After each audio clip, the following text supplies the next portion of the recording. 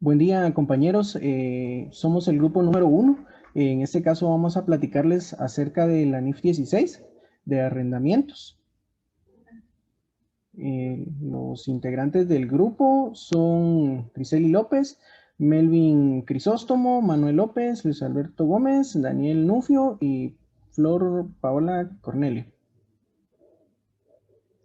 Los objetivos, pues el objetivo de la NIF 16 es asegurar que los arrendatarios y arrendadores proporcionen información que sea relevante y que esté representado fielmente en los estados financieros, ¿verdad? Para que estos puedan evaluar el efecto que los arrendamientos tienen sobre la situación, el rendimiento financiero y los flujos de efectivo en la entidad.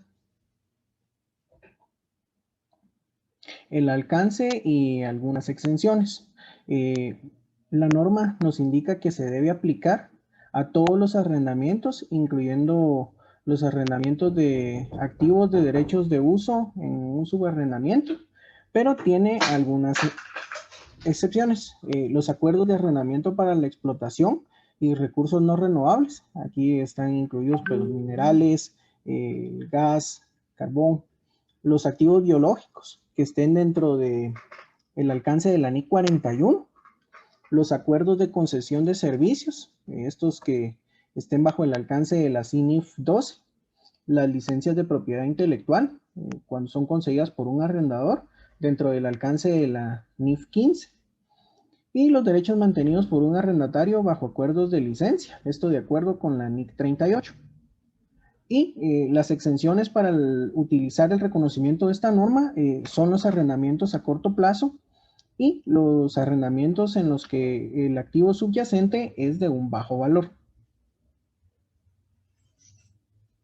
La identificación de un arrendamiento. Pues para poder utilizar la NIF 16 debemos al inicio de identificar si un contrato es o contiene un arrendamiento. ¿Y esto cómo se da? Se da si este contrato transmite el derecho de controlar el uso de un activo identificado por un periodo de tiempo a cambio de una contraprestación y pues que los beneficios del activo sean para el que tiene el derecho de uso. Acá también debemos hacer separación de componentes para el arrendatario y para el arrendador. Y siguiente, el plazo del arrendamiento, pues tenemos dos formas de medir el plazo de estos arrendamientos. La primera opción serían los periodos cubiertos por una opción de ampliar el arrendamiento, si el arrendatario va a ejercer con razonable certeza esa opción. Y la B, los periodos cubiertos por una opción para terminar el arrendamiento, si el arrendatario no va a ejercer con razonable certeza esta opción. Los dejo con mi siguiente compañero. Gracias. Gusto de saludarle, mi nombre es Griseli López y les hablaré sobre el arrendatario. El reconocimiento es en la fecha de comienzo cuando un arrendatario reconocerá un pasivo por derecho de uso y un pasivo por arrendamiento. La medición inicial del activo por derecho de uso. El costo del activo por derecho de uso comprenderá el importe de la medición inicial del pasivo por arrendamiento, como se describe en el párrafo, y los pagos por arrendamiento realizados antes o a partir de la fecha de comienzo, menos los intensivos de arrendamiento recibidos. Y también los costos directos iniciales y incurridos por el arrendatario. Una estimación de los costos a incurrir por el arrendatario al desmantelar y eliminar el activo subyacente, restaurando el lugar en el que está ubicado o restaurar el activo subyacente a la condición requerida por los términos y condiciones del arrendamiento. A menos que se incurra en esos costos para producir inventarios. La medición inicial del pasivo por arrendamiento. Este se da en la fecha de comienzo cuando un arrendatario medirá el pasivo por arrendamiento al valor presente de los pagos por arrendamiento que no se hayan pagado en esta fecha. Los pagos por arrendamiento se descontarán usando la tasa de interés implícita en el arrendamiento. Si esa tasa pudiera determinarse fácilmente, eh, esta tasa no puede determinarse fácilmente. El arrendatario utilizará la tasa incremental por préstamos del arrendatario. En la fecha de comienzo, los pagos por arrendamiento eh, incluidos en la medición del pasivo por arrendamiento comprenderán los pagos siguientes: por el derecho a usar el activo subyacente durante el plazo del arrendamiento que no se paguen en la fecha de conocimiento, los cuales son los pagos fijos, que estos incluyen los pagos en esencia como se describe en el párrafo, menos cualquier incentivo de arrendamiento por cobrar. Estos serían los pagos por arrendamientos variables, que serían los que dependen de un índice o una tasa inicial, medidos usando el índice o tasa en la fecha de comienzo. Los importes que espera pagar el arrendatario, el arrendamiento como garantías de valor residual, el precio de ejercicio de una opción compra si el arrendatario está razonablemente seguro de ejercer esa opción de compra. Si el arrendatario está razonablemente seguro de ejercer esa opción, evaluada considerando los factores descritos, o los pagos por penalizaciones, que estos son derivadas a la determinación del arrendamiento si el plazo del arrendamiento refleja que el arrendatario ejercerá una opción para determinar el arrendamiento. La medición posterior. La medición posterior del activo por derecho de uso, modelo del costo. Para aplicar un modelo de costo, un arrendatario medirá un activo por derecho de uso al costo, menos la depreciación acumulada y las pérdidas acumuladas por deterioro del valor, y ajustando por cualquier nueva medición del pasivo por arrendamiento.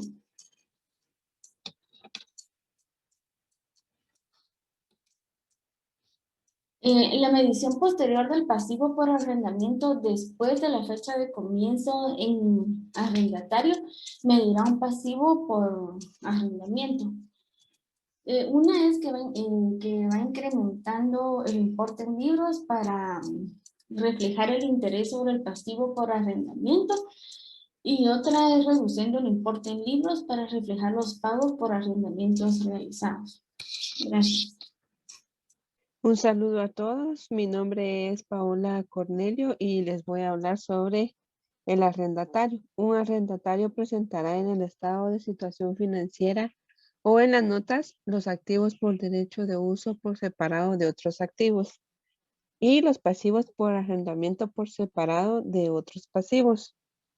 En el estado de resultado del periodo y otro resultado integral, un arrendatario presentará el gasto por intereses por el pasivo por arrendamiento de forma separada del cargo por depreciación del activo por derecho de uso.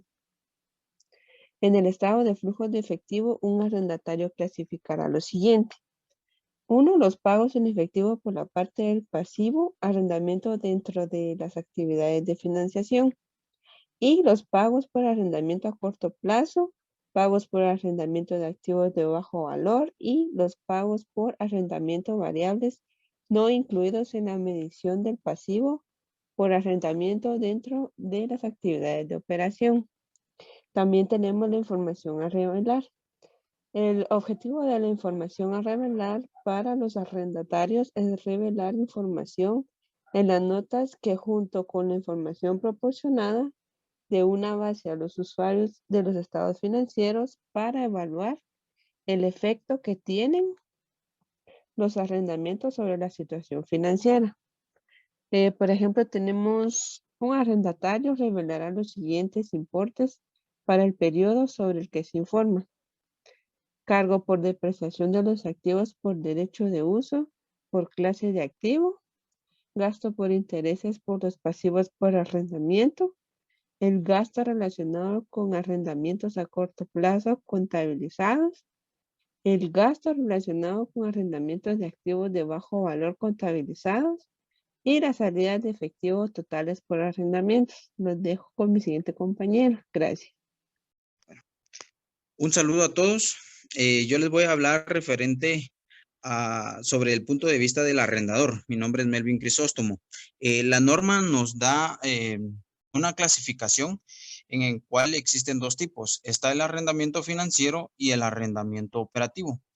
¿Cómo nosotros podemos saber qué es un arrendamiento financiero y un operativo? Es que básicamente el financiero, se clasifica cuando nosotros le vamos a transferir todos los riesgos y ventajas inherentes a la propiedad que tiene este activo o este derecho que va a generar entre el arrendador y el arrendatario. Dentro del reconocimiento y la medición, pues nosotros como arrendador vamos a registrar nuestras partidas como una cuenta por cobrar al momento de que ya se realice el contrato entre el arrendador y el arrendatario.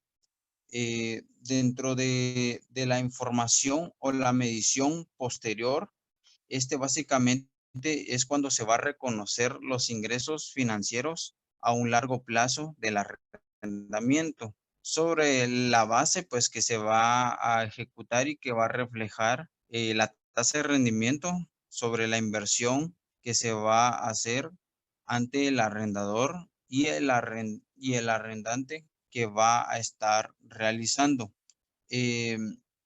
Podemos también definir algo muy importante, que el objetivo y la información a revelar en la parte del arrendamiento financiero es prácticamente revelar a los arrendatarios la información en las notas, pues que esto va a ir junto con la información que va a proporcionar en el estado de situación financiera y pues tanto también en el estado del periodo y en los estados flujos de efectivo, para tomar como base a los usuarios de los estados financieros para poder evaluar lo que tienen los arrendamientos sobre la situación financiera.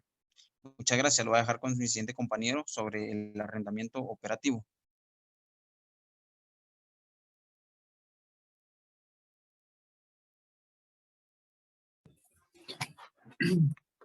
Buen día, compañeros. Les saluda Manuel López. Siguiendo con el tema de la clasificación de arrendamiento financiero y operativo, yo les voy a hablar acerca del arrendamiento operativo. Primero vamos a iniciar con la definición de arrendamiento operativo. El arrendamiento operativo es un acuerdo donde el propietario de un activo cede los derechos a otra persona a cambio de un pago mensual.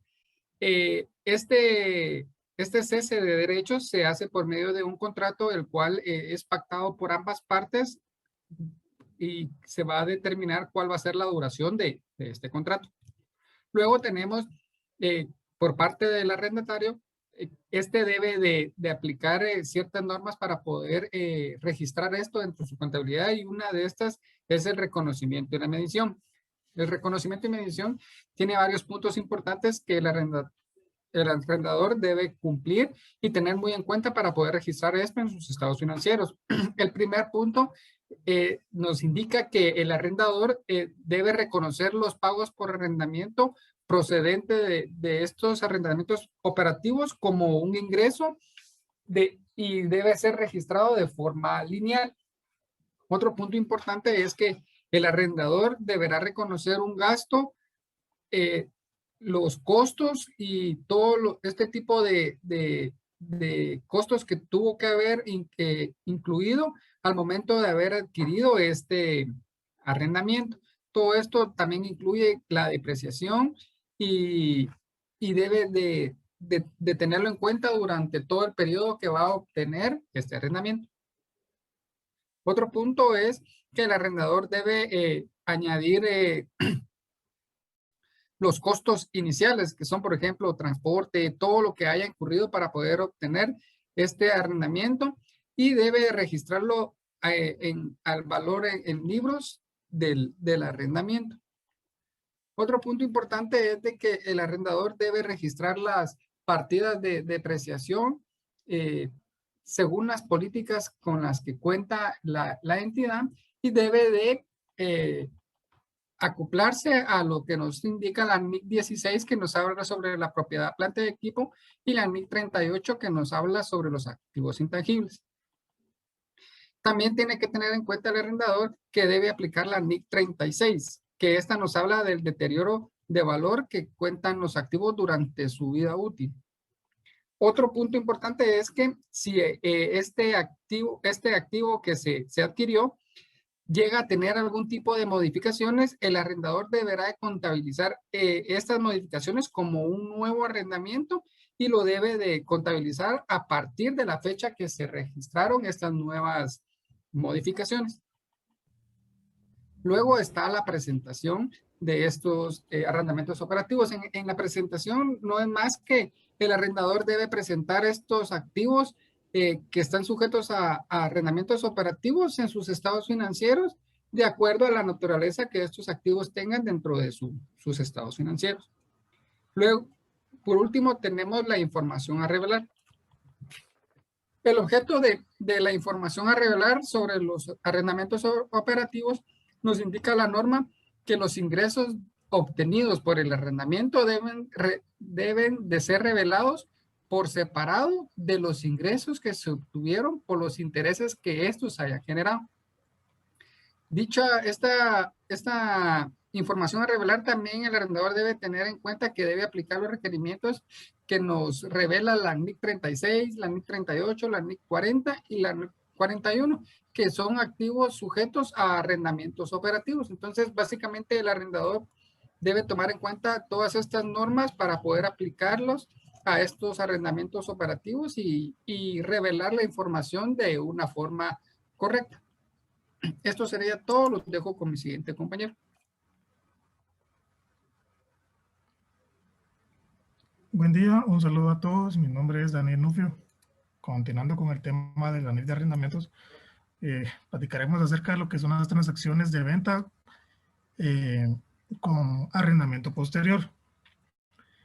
Al evaluar estas situaciones, el arrendador lo que tiene que tener en cuenta son dos movimientos para tratar estos activos después de que se haya finalizado el plazo de un arrendamiento. El primero de ellos es evaluar si la transferencia del activo es una venta, y el segundo es evaluar si la transferencia del activo no es una venta. Enfocándonos en el primero, la norma indica que para este caso hay que evaluar dos situaciones y aplicar los criterios de la NIF 15 y el criterio de la medición al valor razonable en la venta del activo. Cuando se cumplen los criterios de la NIF 15, se aplicará lo siguiente. El vendedor o el arrendatario medirá el activo por el valor residual que resulte del derecho de uso registrado por el vendedor, y solamente reconocerá aquellas pérdidas o ganancias que haya obtenido después de haber transferido el activo al arrendador. El otro punto es que el arrendador aplicará todas las normas relativas a la compra de un activo.